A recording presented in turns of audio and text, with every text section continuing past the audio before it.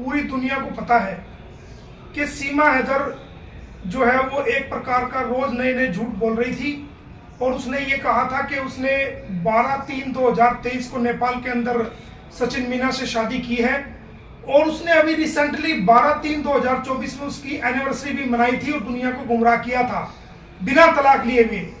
और अभी जो खबरें भी सुनने आ रही थी कि भाई वो किसी बच्चे को भी जन्म देने जा रही है और कई बातें उसके अंदर थी, तो गुलाम हैदर ने जो मुझे कहा और जो डिस्कशन हुई उसके आधार पर हमने सीमा के खिलाफ, सचिन के खिलाफ और उनके मुंह बोले भाई एपी सिंह के खिलाफ और जो पंडित जी जिसने फेरे कराए थे उनके खिलाफ और तमाम उन बरातियों के खिलाफ एक हमने फैमिली कोर्ट गौतम बुद्ध नगर सेशन कोर्ट में हमने एक मुकदमा फाइल किया था, जिसके अंदर हमने हिंदू मैरिज एक्ट सेक्शन 11 के तहत और सेक्शन 6 जो कि यूपी धर्म विधि विरुद्ध धर्मांतरण अधिनियम के तहत हमने एक मुकदमा फाइल किया था।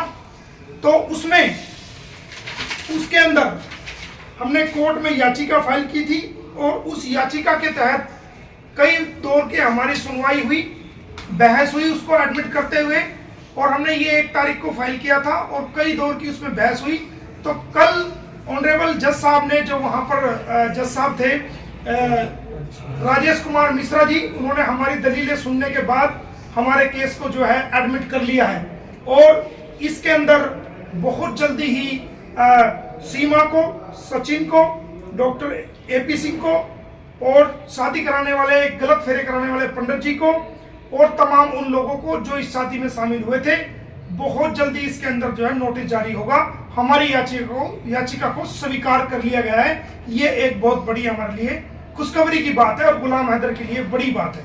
ये जो शादी आपने जिक्र किया, ये नेपाल की बात कह रहे हो या इंडिया में जो विटनेस है बताती है अपन?